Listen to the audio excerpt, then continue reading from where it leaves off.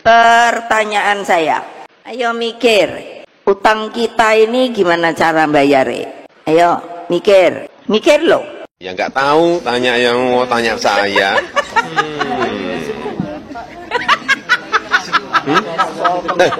Sebentar, itu anunya. Gitu, ini bagaimana? Kita semua harus mikirin ini soal utang ini. Ayo mikir loh. Jangan enak-enakan tidur loh. Kayak apa kalau terjadi? Ya pikir aja sendiri. Penerimaan negara sekarang itu turun jauh. Oke. Beban utang semakin meningkat. Ada ketidakpastian ekonomi. Ya, ini satu kampus semua ya? Dari kampus apa? Hah, kok nggak tahu kampus mana? Masih lama sih dulu. Oh, masih sekolah ya, udah masih. Iya, saya tadi disuruh baris. Oh gitu, disuruh baris terus dikasih apa?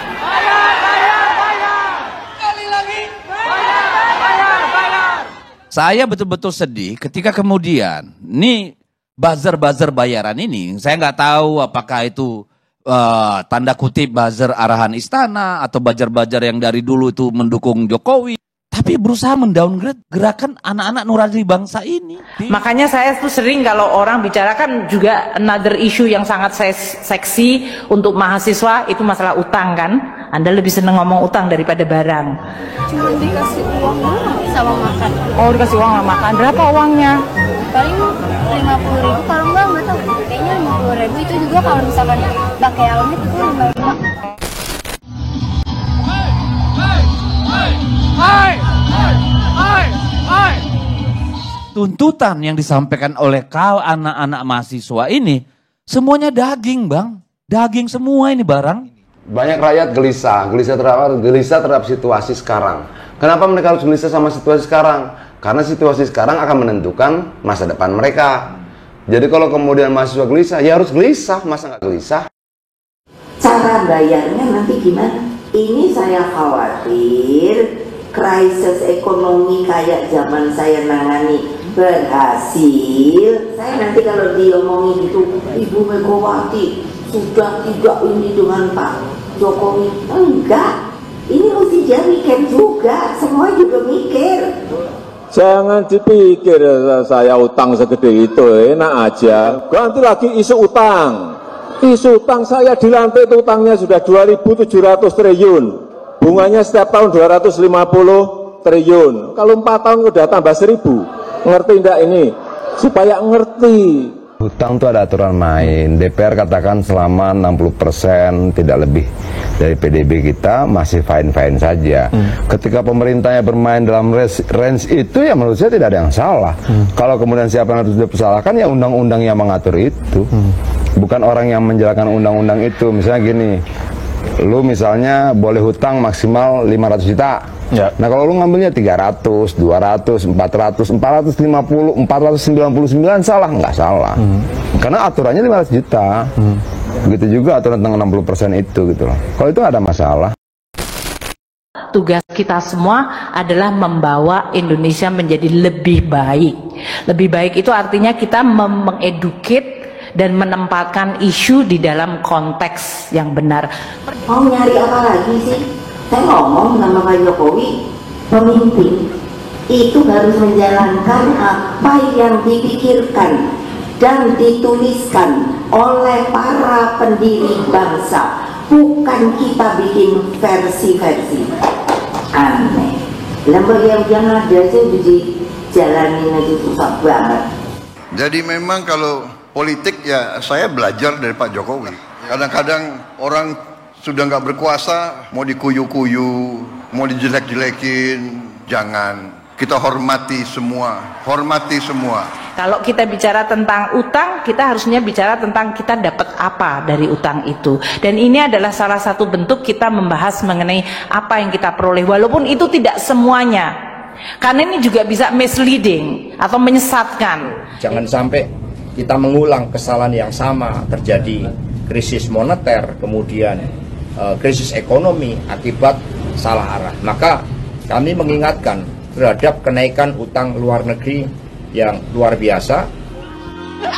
Kami semua menangis, para kiai menangis, Ibu Megawati menangis.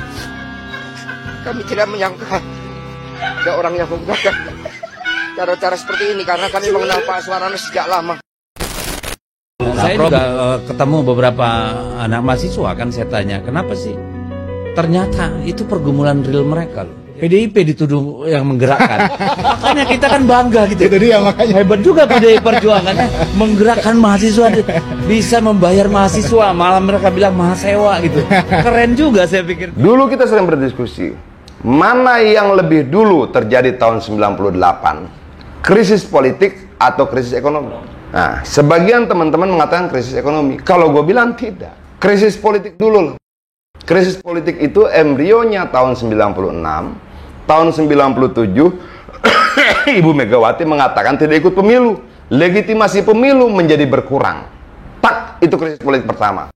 Saya mohon mahasiswa UGM untuk bisa ikut menjelaskan. Pada saat debat mengenai utang, jangan biarkan mereka hanya bicara tentang utang.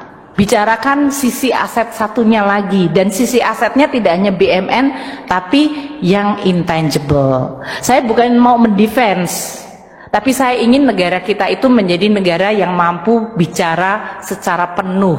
Stabilitas politik itu antibodi, bos. Kalau antibodi lu kuat, virus manapun datang, dia tidak akan bertahan lama. Antibodi kita tahun 97-98 itu tidak kuat. Kenapa? Stabilitas politiknya rusak. Oke, terjadi krisis politik, krisis kepercayaan, krisis kepercayaan terhadap hukum, terhadap ekonomi dan sebagainya. Katanya cuma datang doang, tapi dikasih tahu untuk dukung hasil pemilu gitu atau gimana?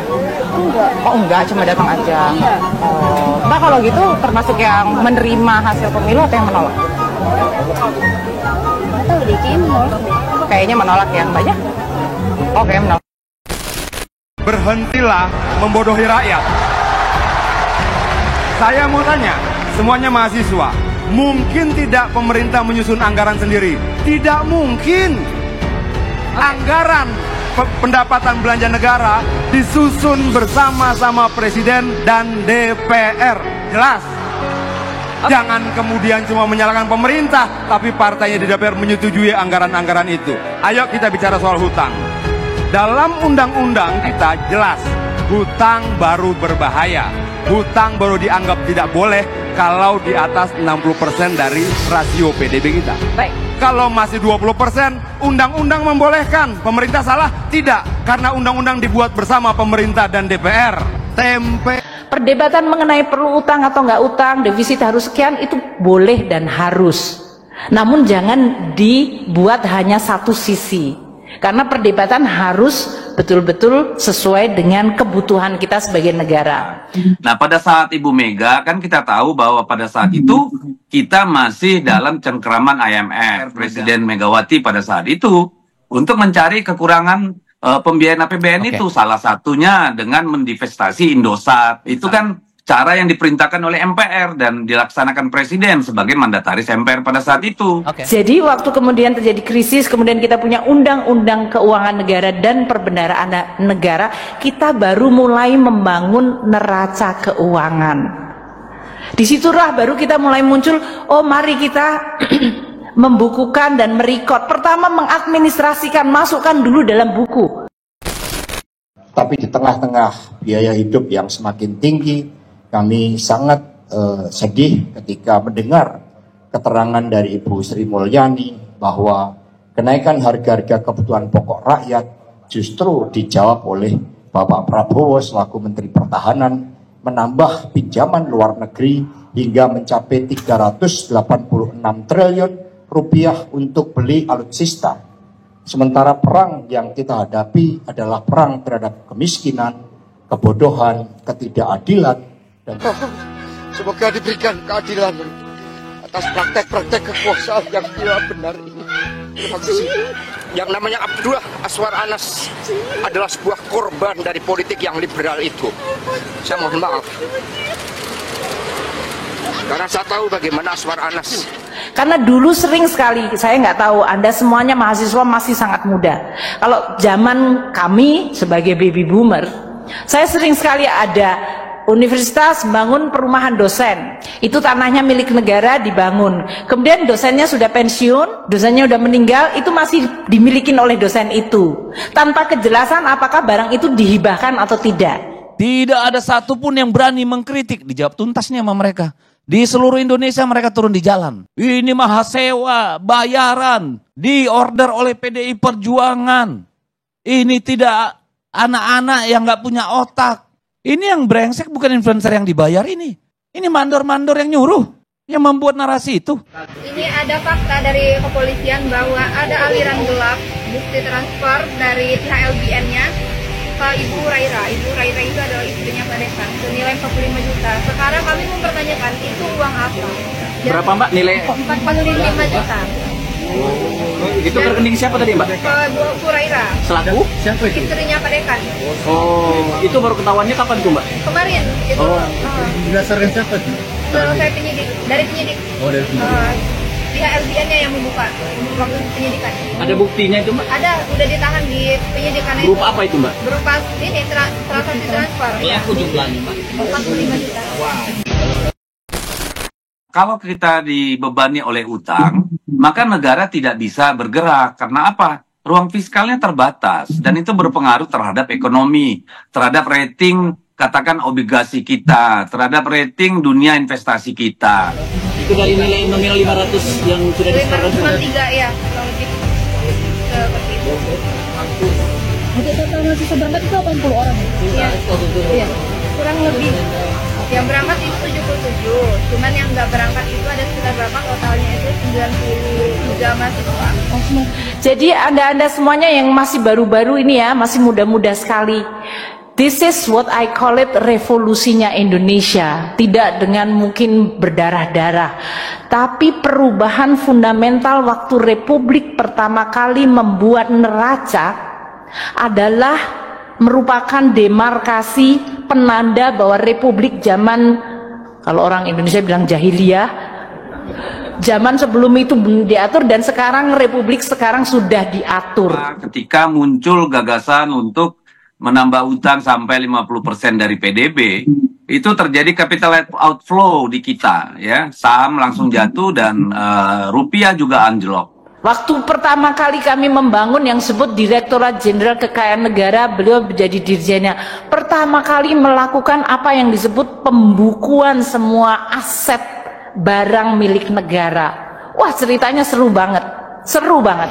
Yang apa yang udah bayar tapi nggak ikut itu bayar tetap bayar bagi bayar full 7450. Berapa Mbak yang nggak datang, yang nggak hadir atau ikut? Oh, itu datanya sama ketua tim ya. Tanyakan sama ketua tim.